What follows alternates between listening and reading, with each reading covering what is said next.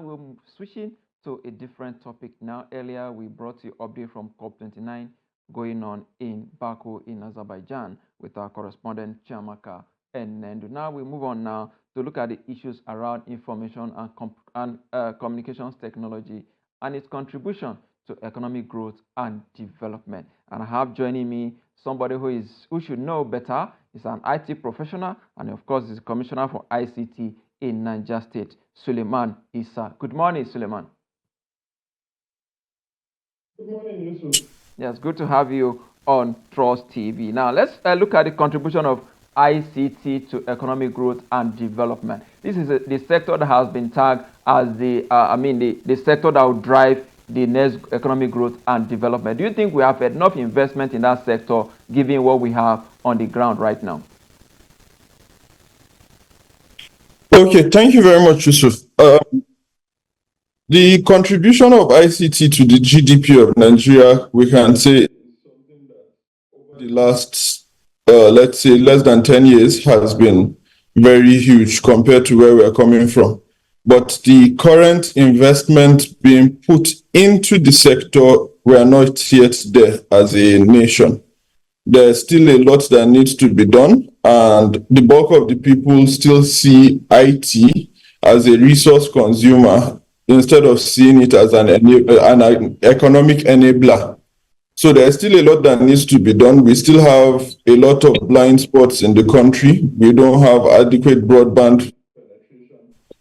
Digital literacy rates are low in the country, even though, yes, now we can say kudos to initiatives being done to boost the literacy rate. Then we have to also look at the cost of acquisition of materials. How many data centers do we have in Nigeria? Yeah, so How many, how much does an average laptop cost in Nigeria? So all those things, we have to look at it. So based on those, I can say the current investment is still lower than it should be. Indeed, the investment is still lower than it should be. Is that the reason why the contribution to GDP is still quite low? If you look at the NBS report, as at August, the contribution is just below 19, just around 19%. Okay, if you can go back to the data 10 years ago, what was the actual contribution of IT? Then also, I'm not an economist. The contribution of IT to the GDP might not be calculated the way it should be, because IT as a process enabler for most people, there are a lot of sectors that without IT, they would cripple. But at the end of the day, you would now say those sectors are doing better contribution to the GDP than IT. For example, oil sector. If today you take away the internet and the data, how do we know the number of barrels of crude coming out? How do we still use manual or analog meters at the pump stations? No, we've stopped. So when you are calculating the impact of oil, you tend to forget the impact of IT to enable those sectors. So I can say IT has done way more than that, but as an enabler. Indeed, let's look at the issue of broadband penetration in Nigeria. As of today, it's just 43.53%. That is the data we got from March 2024, which is still far below the 2025 target of 70%. Do you think with a very short time frame, we can still meet up with this penetration? Yes and no. It depends on what we want to meet up with. Nigeria still has a large expanse of land that is rural. So are we now talking of urban broadband penetration or complete national broadband penetration? For us to achieve broadband penetration, there is a lot of infrastructure work that needs to be done. We have to look at, for example, what's the state of our federal roads. If you are doing your conduits, your ducts for fiber penetration across Nigeria, but the roads are still soft, so you would have trailers cutting your fiber every day, then you wouldn't have done anything.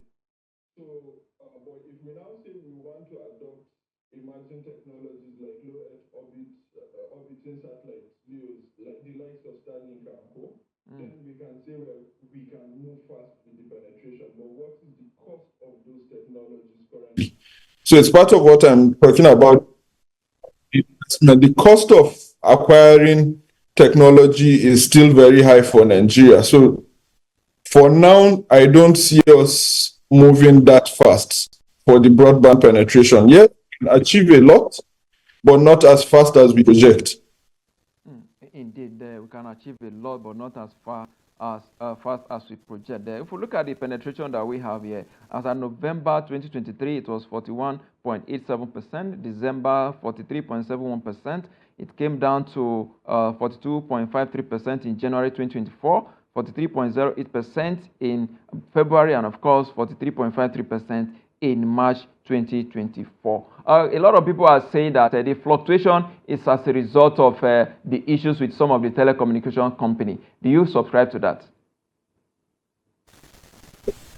I won't give the blame to the telcos, because if you look at it, they are out for business. So if it's not going to be profitable, they don't necessarily have much need for increasing the penetration. Like I said, are we calculating based on the urban broadband penetration or the entire federation?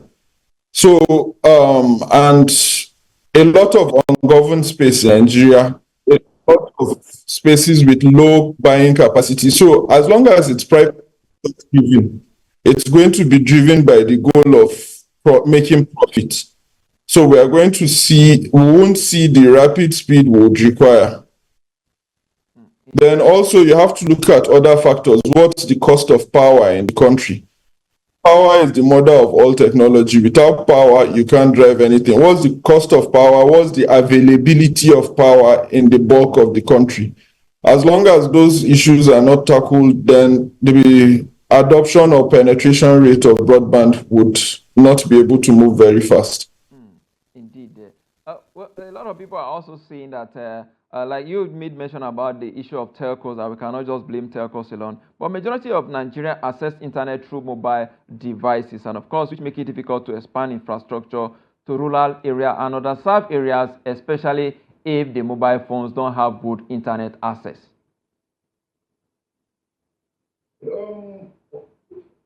Part of the reasons why I won't blame the MNOs, if you look at it, the telecom sector has been the sector that tariffs have not changed in a long time.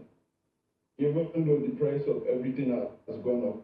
For the last 2 years, I think most of the major network operators have been posting losses. That's why I said for us, penetration, they have to take it as a business decision. So if we leave the private sector alone to drive that, they would still be tied to profit. So you look at in rural areas, how many people actually use smartphones? Most of them use future phones. So if you have a 2G network where they can send SMS, make calls, access USSD, it's enough. You don't have to now say you are investing in LTE and other forms of broadband technologies for the rural areas. But if we're able to separate the business side to make broadband a social service, because that there is a lot that rides on broadband. If you have broadband in rural areas, that means I can now do my electronic medical records in those rural areas. I can do my financial inclusion. So, but as long as we leave the spread of broadband to these private sector individuals, the decision will still be driven by the goal of making profit. Thank you.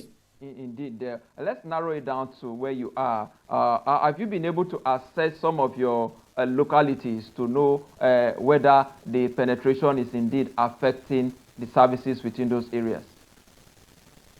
Yes, we have. In fact, we did an assessment for our state when we came into power for broadband. First thing we realized was broadband penetration in Nigeria, because we are 10.1% of Nigeria's landmass, was low. And we even have some communities that don't even have the 2G network to make phone calls or send SMSs. Fortunately, we were able to get interventions from one of the network providers, and we used VSAT technology with solar-powered antennas to now provide network in some of those rural areas. Then to boost the penetration, we first waived right of way for fiber adoption to one of the service providers that is now currently laying a metropolitan fiber in the city. And fortunately for us now, His Excellency just granted zero right of way waiver on the 6th of September to all telecoms for fiber optics going forward. So going forward, you are not required to pay per linear meter for fiber optics in Niger State. It's at 0 naira. So we hope those type of incentives to the private sector people, if we don't charge you anything for using the land, no tenement rates and all those for your fiber optics, you should now be able to come in and lay, and our people are able to benefit from that service, and you are given the service without necessarily making too much cost. Indeed. But before I let you go, let me ask you about how will you rate the Nigerian Communications Commission's impact on telecom services in Nigeria? Well, for the NCC, you have to look at it. NCC is a regulatory body, is not a provider. So rating it is not going to be done by me or any layman on the street. You have to rate, it's the service providers that are being regulated by it that can rate it properly. But as a citizen, I'll say yes, they've done a lot because they've tried as much. Without NCC's intervention and all that, I wonder, by now maybe we would probably be paying as much as 100 naira per minute for phone calls, as against the average 11 to 13 naira. And would have been seeing a spike in call masking and the rest of fraudulent activities in the telecom sector. So NCC has done very well, and even engaging with because part of the reasons why we did the 0 naira right of way was NCC's constant appeals to us as a state to ensure we zero. And so because of that, as a regulator now, you can see they're doing their utmost best to ease the climate for private sector to now drive the adoption of telecom service. All right. Before I let you go, I actually have one more question to ask. The issue of you made mention about the call rate now. That brings me to the rate as well. You talked about the 13 naira we're paying is low. If not for the impact of NCC, we would have been paying like 100 naira by now. A lot of people are complaining that the 13 naira is even still too high. Okay, if we look at the telecom sector, now I'm talking like a private person, not a government person. Almost all transactions in the telecom sector are not naira based. You buy bandwidth from offshore, you pay in dollars. You buy your spare parts and your routers, your equipment, everything, you import them. They are all in dollars. Now our call tariffs are still the same when dollar was like 300, 400 naira. The dollar is currently at 1617. So if you look at that, there has to be that tariff increase to sustain it, or we start manufacturing the required needs in country. So as long as we don't do that, then we're just strangling the sector. Yeah. So what you're saying is that do you think the composition that we have right now, because we have some of the big ones and of course the smaller one, if you look at it, the big ones are in a way dominating the smaller ones. Don't you think that there should be a way that the sector can be liberalized so that we can have more than what we have right currently on the ground?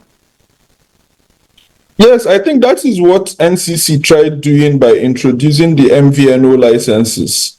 That's the virtual providers. If you go to the UK now, it's not about BT or 3 or you have the likes of Libara. They are all virtual providers. Egypt is doing the same thing.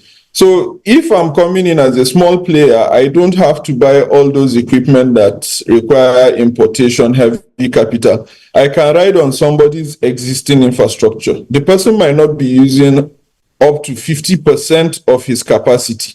I take 10% and I service just a particular state or a particular region. So I'm not going national. So that way I can come in as a small player with less capital and still be able to give impact. But unfortunately, we are still waiting to see the takeoff of the MVNO some years after issuing out the licenses.